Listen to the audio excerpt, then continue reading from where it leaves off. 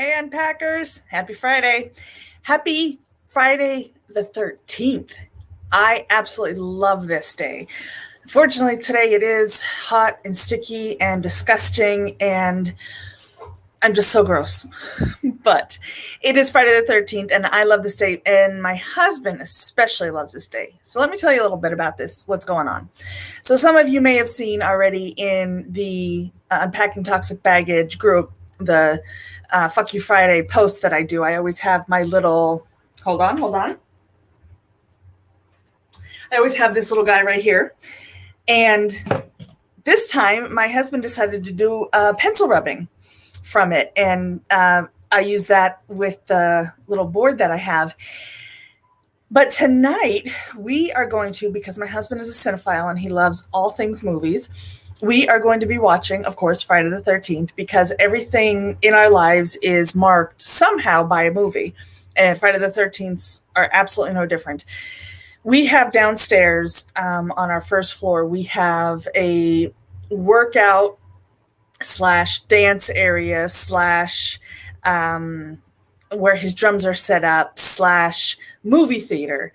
And tonight we'll be downstairs in our / movie theater, and we will be watching one of the Friday the 13th for the umpteenth time.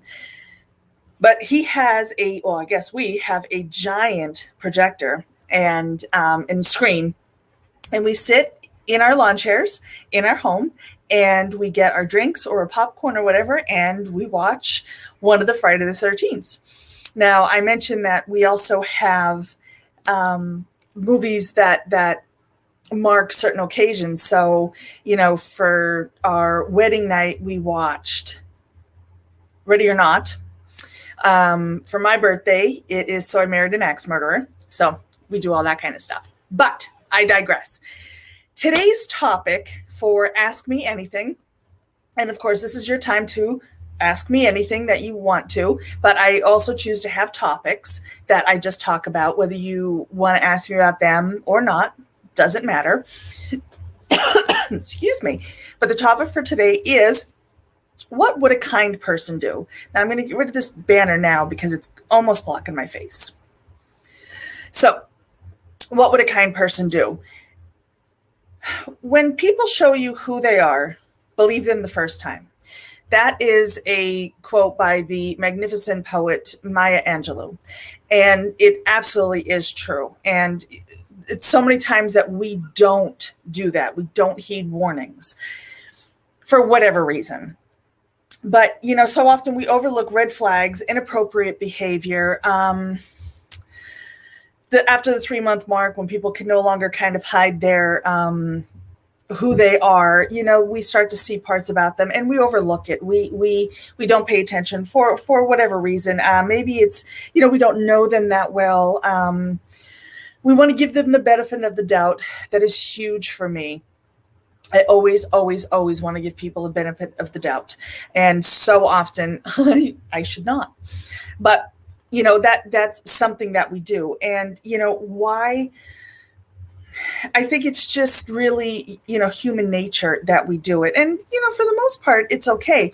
But when we're dealing with people that are toxic to us, people that are narcs, people that have those personality traits, you really, really, really have to pay attention. Now, don't get me wrong, and don't get scared in that, every little thing is a red flag, or everything that you're seeing that could be construed as something a little off is truly the red flag, is truly something off. People do have bad days. People say things, you could be having a bad day, take something the wrong way, so of course there's always, variances with all of that. But, if you ask for something, and something simple, something, really super simple, like, you've been friends with somebody, because this could work for friends too. You've been friends with somebody for, years, and they don't really ask how you're doing. I actually have a girlfriend of mine, I'm constantly asking her about my cat. Hey, so-and-so, could you tell me about my cat? Never, ever do I say, how are you doing? And I realized that not that long ago, and I feel absolutely bad about this. Tiana, if you're watching, I'm sorry, sweetheart. But I do, and I don't mean to do it. But, if you say to a person, I'm not really comfortable with always saying hello to you, always asking you how you're doing, always hearing about you, and you never reciprocating and never asking me, and then they don't do it after that, pay attention to things like that. Because here's the operative word: don't. Not can't. They won't do it. They don't do it. Not that they can't do it, because they can. Everybody can, unless you truly have something wrong that you're just not capable of that. You're not capable of that I don't know, brain injury or something, that you're truly not capable of processing that. That's something completely different. What I'm talking about is the normal everyday human being that won't do anything, won't help you, won't ask how your day was, won't pay attention to when you were sad or when you were blue or when you're, mad at something. Those are the things that you have to pay attention to, because those are the red flags. So don't think about, at first you could, okay, well, I don't know him all that well, so maybe he's nervous in a date, maybe he's kind of rambling on about himself. Sure, I get that, no problem. Second date, okay, maybe he's still a little nervous, maybe, but no, things should be different now. Your brain should start going at this point. Third date in, if that man is still talking about nothing but himself, or woman, get the hell out. People show you who they are, and you need to listen to them, because what would a kind person do? And that's how this all comes back to that. You hear that thing, oh, sweet mother, I need a fan. Oh, God, it's so hot in here. It's disgusting. So, you've seen those bracelets and T-shirts and hats and whatever they are. What would Jesus do? Well, let's take that in a different way. What would a kind person do? Would a kind person ask you about your day? Yeah, they would. Would a kind person care that what's going on in the world right now? Yeah, they would.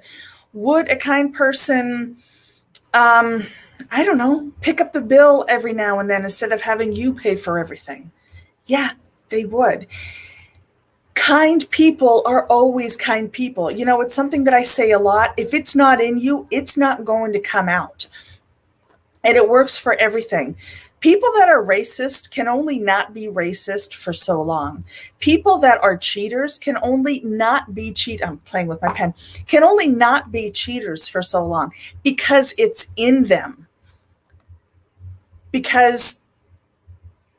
And so when you're drinking, I'm trying to find the right way to say this. So when you're drinking, when you're, when you're having a bad day, when you're caught off guard, any one of those things and many more, and you say something, oh, sorry, didn't mean to say that.